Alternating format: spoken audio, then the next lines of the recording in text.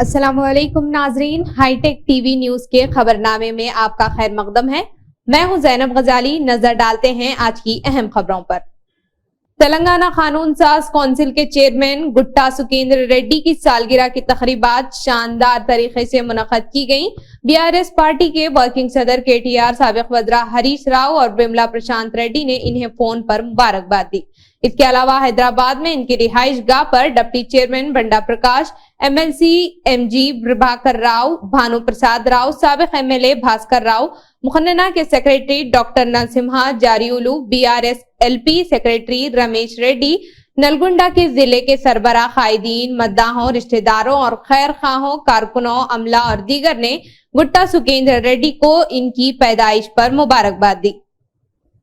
इंद्रावैली मुश्तरिका आदिलाबाद जिले में तेलंगाना की तामीर नौ असम्बली में मुनक्कद हुई Mohammed Ali Shabbir SC ST BC अक़लियती मशीर तेलंगाना हुकूमत ने शिरकत की और खिताब किया।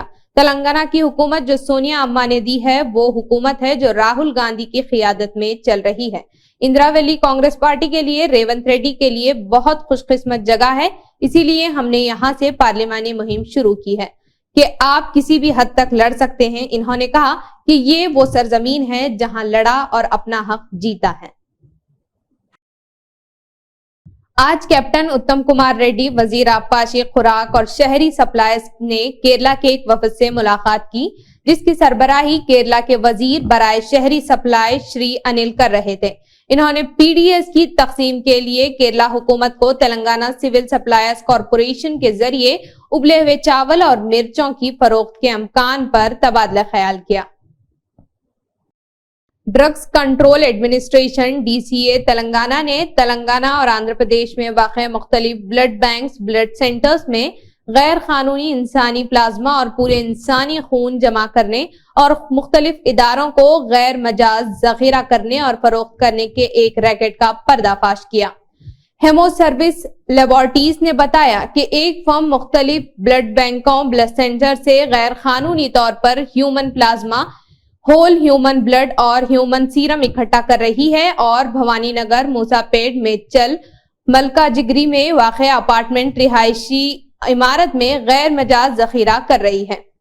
जिले हेमो सर्विस लेबोरेटरीज में एक रिहायशी इमारत अपार्टमेंट में इंतहाई गैर सेहतमंद हालात में गैर कानूनी तौर पर human plasma, whole human blood और ह्यूमन सीरम की दोबारा बेकिंग कर रही है और इन्हें गैर कानूनी तौर पर मुख्तलिफ इदारों को महंगी कीमत पर फरोख्त कर रही है।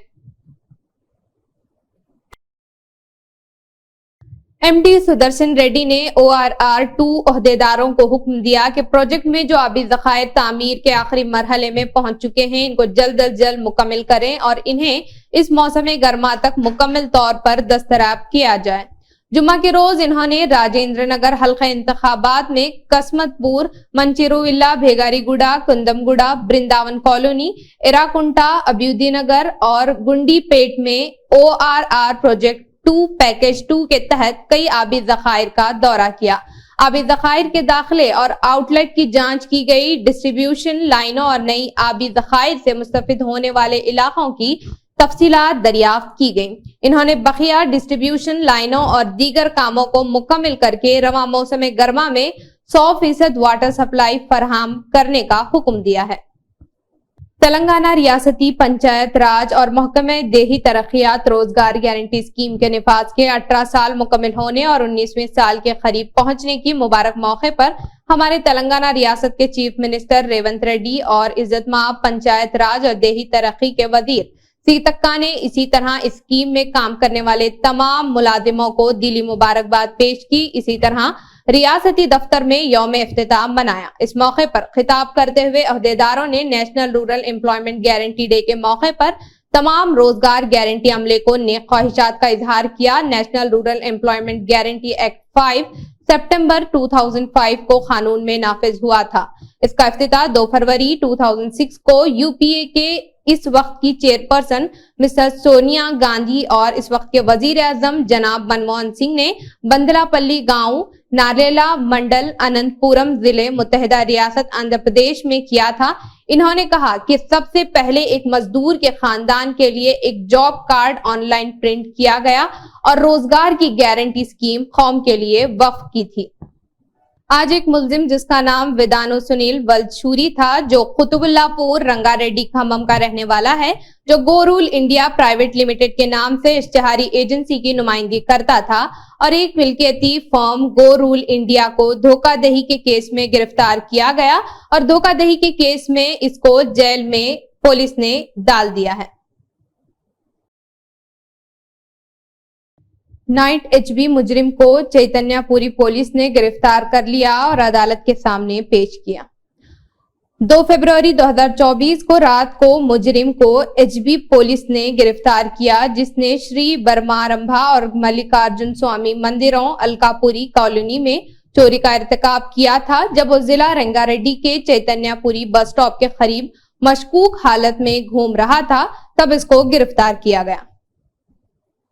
प्रशांत किशोर का कहना है कि लोकसभा इंतखाबात से कबल 2 माह कबल राहुल गांधी के मणिपुर से यात्रा करने में इन्हें कोई मंतक नजर नहीं आती। ऐसे वक्त में जब इन्हें सियासत के मरकज में होना चाहिए, वो शुमाल मशरिक में यात्रा करने में मसरूफ हैं। राहुल गांधी सोशल मीडिया पर सही बातें नहीं कह रहे हैं।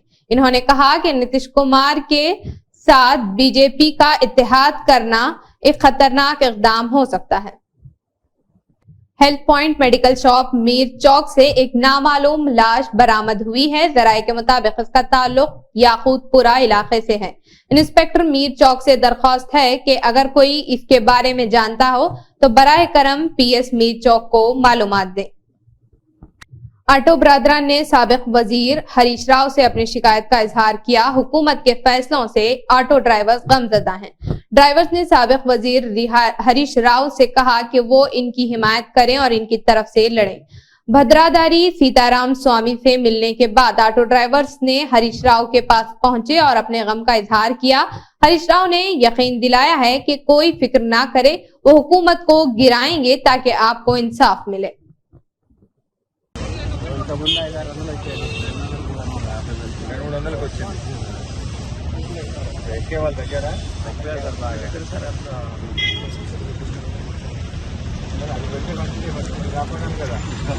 మీరే ఉన్నారు సార్, మీరేం ఆశిస్తున్నారు, ఏం కావాలని కోరుకుంటున్నారు? ఓకే, స్టార్ట్ అవుతుంది. లాస్ట్ టైం ఆల్రెడీ మాట్లాడాను సార్. తలా ఒక 10,000 రూపాయలు కూడా కాపాడాలి. ఇన్స్టాల్మెంట్ కట్టాలి, లోన్ తీసుకుంటున్నారు, ఇన్స్టాల్మెంట్ వస్తున్నారు, ఫైనాన్స్లో వెళ్ళాలి కదా, డైలీ ఫైనాన్స్ నెలకి 10,000 రూపాయలు సార్. ఇప్పటికి దాదాపు 10 మంది 12 మంది ఆత్మహత్య చేసి 12 మంది అయింది సార్. 12 మంది ఆత్మహత్య చేసి 16వ తారీఖు ఎంతమంది చనిపోయినా ప్రభుత్వం ఇంకా స్పందించలేదు, పడించుకోవచ్చు. మాట్లాడుతున్నారు తీసుకెళ్ళారు సార్, కాంతారా గారు తీసుకెళ్ళారు. ఉన్నాడు కాంతారా ఇవాళ రమ్మన్నారు సార్. గట్టిగా మీ పట్ల మాట్లాడి మీకు న్యాయం చేసేదాకా కూడా మీకు వెళ్ళండి. Thank you sir. ఏమంటారంటే వాళ్ళు ఒక 3 బస్ వాళ్ళ ఫ్రెండ్ లేదా మేము 3 బస్ ఎక్కువ అదే రోడ్డు మీద పడిపోయామండి. ఎక్కడ మొత్తం మీద 2,000 ఆటోలు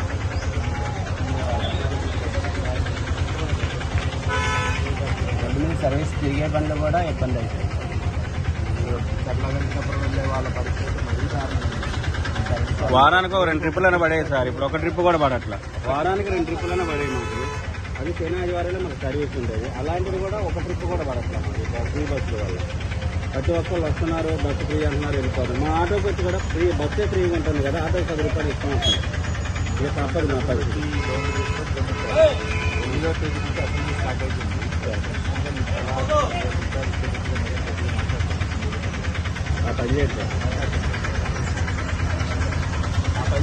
घटकेसर मंडल माइसम्मा गोटा बस्ती के सीशु का बेटा प्रदीप गूंगा और बहरा है। लड़के के वालिदैन प्रदीप के इलाज के लिए कई अस्पतालों में गए, जिन्हें पैदाइश से ही मसला था। वो अपने बच्चे का मसला हल करवाने के लिए कई अस्पतालों में गए। माली मुश्किलात की वजह से वालिदैन ने इससे मुताल्लिक ऑपरेशन भी किया, लेकिन बदकिस्मती से ऑपरेशन कामयाब ना हो सका और दोबारा मसला शुरू हो गया। प्रदीप के अहले खाना सख्त परेशानी में थे क्योंकि इन्हें बताया गया था कि अगर इन्होंने दोबारा इलाज के लिए अस्पताल से राबिता किया तो ऑपरेशन के लिए 7 लाख खर्च होंगे। जब इस वक्त के वजीर मल्ला रेड्डी को इसका इल्म हुआ तो इन्होंने पहल की और ESI के जरिए ऑपरेशन के लिए दरकार 6 लाख फराहम कर दिए। ताहम डुगदानी के खानदान के लिए बाकी 1 लाख रुपए जमा कराना मुश्किल हो गया। BRS के मुकामी काउंसलर अंजनेलू, जिन्होंने मसले के बारे में जानकारी हासिल की, इस मामले को TR और साबिक वजीर मल्ला रेड्डी की तवज्जो दिलाया। इस तरह मेडिकल हल्के के तशक्कुर मीटिंग में शिरकत करने वाले KTR की मीटिंग के इख्तिताम के बाद मल्ला रेड्डी के साथ गटकेसर मंडल के माईसम्मा गट्टा बस्ती में प्रदीप के घर गए और लड़के से मुलाकात की। इन्होंने 1 लाख रुपए का चेक अहले खाना के हवाले करते हुए इनकी कफालत करने का वादा किया। प्रदीप के अहले खाना ने कहा कि वो हमेशा KTR के शुक्रगुजार और मखरूज रहेंगे।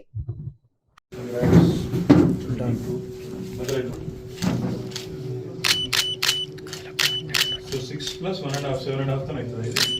सर्जन, जल्दी मंचिगे रा अंटनो कल्लू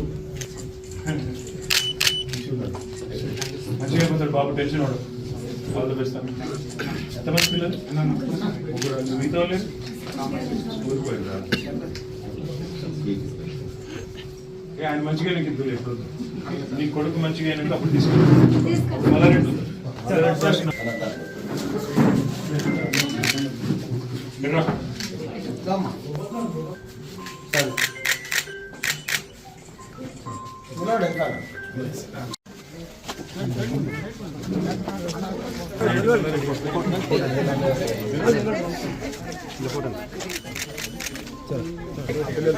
సైడ్ ఏం పేరేంటివి అఖిల నా కోసం ఎగ్గట్లు పోయాను నీకు ఓబుద్ధి కాలేదు థ్యాంక్ యూ బేటా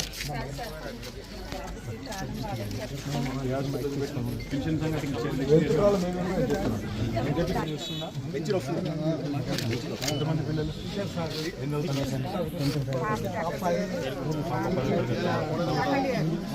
ఆరోగ్య సమస్య ఉన్నాయి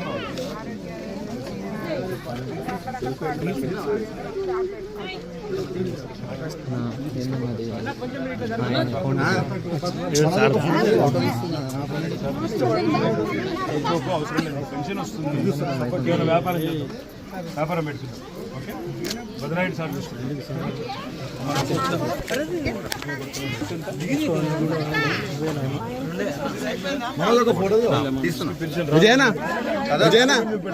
పెన్షన్ రాదు ఉంది సార్ హాస్పిటల్ కూడా సార్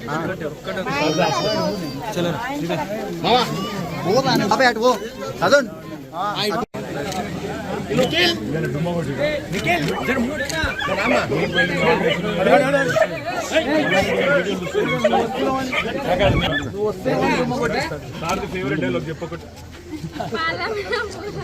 ఎట్లా చెప్తారు గట్లా చెప్తారా సార్ మల్లారెడ్డి యూనివర్సిటీకి రావాలి వస్తారు కానీ డైలాగ్ చెప్పండి సార్ డబల్ బెడ్రూమ్ 50 నుంచి మొన్న సార్ అలా మొత్తం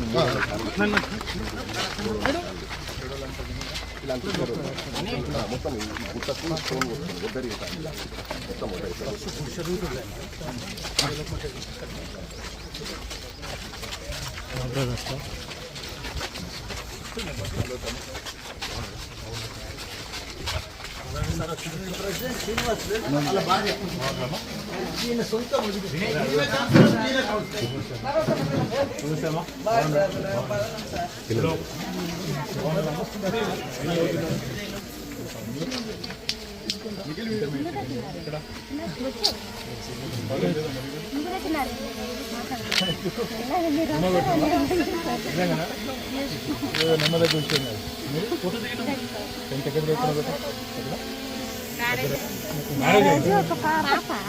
ఎందుకు ఎవరు మేనేజ్ చేశారు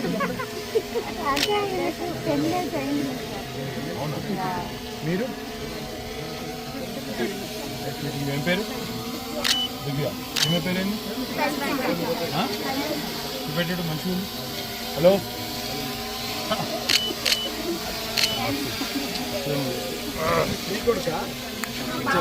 కూతురు కూతురు కొడుకు కూతురు తేడా తెలుస్తలేదు నీకు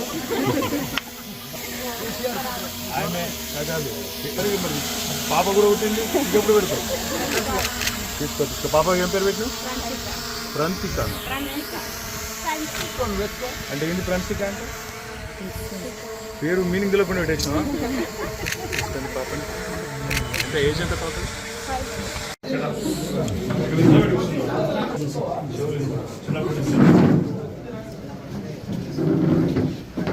कुल हिंद सनती नुमाइश 2024 नामपल्ली एग्जीबिशन ग्राउंड में आलमी सकाफती मेला हिंदुस्तानी कवि सम्मेलन मुशायरा पेश किया गया, जिसमें कई नामों और शोरा शरीक रहे। लोगों ने इनकी भरपूर पजीराई की। वरना जीवन में खुशियाँ मिलेंगी नहीं, माँ की आँखों को पहले का मास तुमको रखा, जन्म देने में मर मर के जिंदा रही। पीछे जो मेरी बहनें बैठे हैं, मैं पूछना चाहती हूँ, आपको समझ में आ रहा है? मेरी भाषा से कोई दिक्कत नहीं? तालियां बजा कर बताइए, मैं गीत को पूरे मन से पढ़ूं। आपके ही मन के और जीवन की बात करें, सुनिएगा कि पहले काया में 9 मास तुमको रखा, जन्म देने में मर मर के जिंदा रही, अपने बच्चे वो मेरी आखिरी मोहब्बत थी, मुझको हर हाल में निभाना था। कब्र में आके ये हुआ एहसास, मेरा घर तो अजाब खाना था। कब्र में आके ये हुआ एहसास, मेरा घर तो अजाब खाना था। वो एक साहब की शादी हुई, लव मैरिज थी, तो उन्होंने अपनी बीवी से एक दिन रोमांटिक मूड में पूछा है तो आप बताओ कि वो जो मैं तुमसे फोन पे बातें करता था, वो बातें करता था, अब शादी हो गई हमारी, अब तुम्हें वो उनमें से कौन कौन सी बातें सच्ची लग रही है? उनकी बीवी बोली कि वो जो आप कहते थे ना जमीला, मैं तुम्हारे काबिल नहीं हूँ। तो पता नहीं आज दाम की चौका।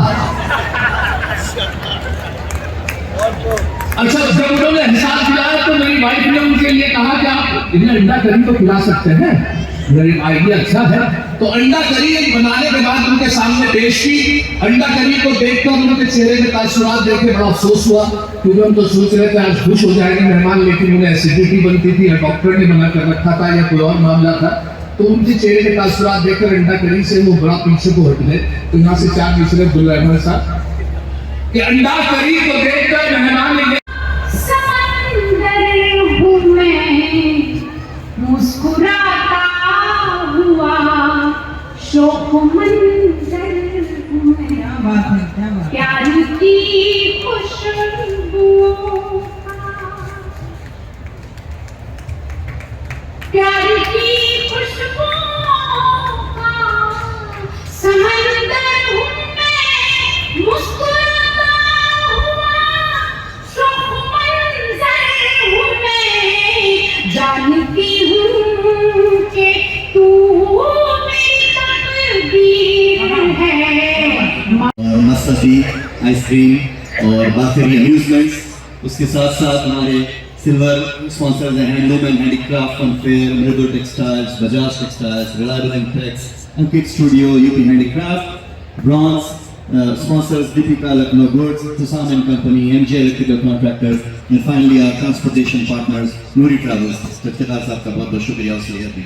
और अगले हमारे शायर, उनके बारे में बस मैं 1-2 लाइन ये कहना चाहता हूँ कि वो न सिर्फ एक बहुत बड़े ब्यूरोक्रेट हैं, बहुत बड़े ऑफिसर हैं, लेकिन उनमें एक बड़ा शायर, एक पोएट है, और आप देखेंगे और ही इज आल्सो फिलोसोफर, और उनको वो करंट अफेयर्स पे उनके जो है काफ़ी जो है अच्छे डीप एनालिसिस है, डीप थॉट्स हैं, और उनके लिखे हुए कुछ गीत बड़े बड़े सिंगर्स ने गाए हैं। जैसे कि हमारा प्रोग्राम होने वाला है 4 फरवरी को संडे को यहीं पर, जहाँ पर जावेद अली जो बहुत बड़े बॉलीवुड सिंगर हैं वो यहाँ पर परफॉर्म करेंगे, तो आप लोग ज़रूर आइए और एंजॉय कीजिए। तो जावेद अली साहब भी गा चुके हैं आपकी एक गज़ल, और दूसरे बड़े आर्टिस्ट बॉलीवुड के गा चुके हैं, बड़ी अच्छी शायरी है। तो जोरदार तालियों के साथ मैं उम्मीद करता हूँ कि फहीम अहमद साहब प्लीज़ कुछ सुनाएं हमें आकर। राहुल गांधी ने झारखंड में लोगों से मुखातिब होकर कहा, न नौजवानों के तालीमी खर्चे माफ हो रहे हैं और न ही इन्हें रोजगार मिल रहा है। मोदी हुकूमत ने रोजगार की रीढ़ की हड्डी तोड़ दी है। काले धन का बहाना दिया, नोटबंदी और जीएसटी नाफिज किया। अब हिंदुस्तान में नौजवानों को रोजगार नहीं मिल सकता। इन नौजवानों के साथ नाइंसाफी है। आपने हो रहा है, ना रोजगार दिया जा रहा है, कोई भी चीज के ध्यान नहीं दिया जा रहा है। अच्छा, झारखंड में जो मोदी जी की पॉलिसीज हैं, नोटबंदी जो की, जीएसटी जो की, जो बेरोजगारी फैला रहे हैं, इससे युवाओं को कोई फायदा हो रहा है? मुझे बताओ। कोई फायदा नहीं, कोई फायदा नहीं। तो पूरे झारखंड में इन्होंने जो रीढ़ की हड्डी है, रोजगार की रीढ़ की हड्डी है, इन लोगों ने तोड़ दी है। काला धन का बहाना दिया, जीएसटी लागू कर दी, नोटबंदी कर दी। पता लगा कि हिंदुस्तान में युवाओं को रोजगार नहीं मिल सकता, तो यह हुआ युवाओं के खिलाफ अन्याय। तेलंगाना सीपीआई के रियासती सेक्रेटरी और रुकने असेंबली सांबा शिवा राव ने कहा कि चीफ मिनिस्टर रेवंत रेड्डी 4 फरवरी इतवार को हैदराबाद में मुनक़दा फलस्तीन के ताईद में मुनक़द होने वाले इजहार यगानगत के इजलास में शरीक करेंगे। इन्होंने कहा कि सीपीआई के कौमी जनरल सेक्रेटरी डी राजा और फलस्तीनी सफीर अदनान मोहम्मद जाबिर अबुल हैजा भी इस मीटिंग में शरीक करेंगे, जो इतवार को शाम 6 बजे संद्र विज्ञान केंद्र में मुनक़द होगी। इसी के साथ हाईटेक न्यूज खबरनामा इख्तिताम को पहुंचता है। अल्लाह हाफिज।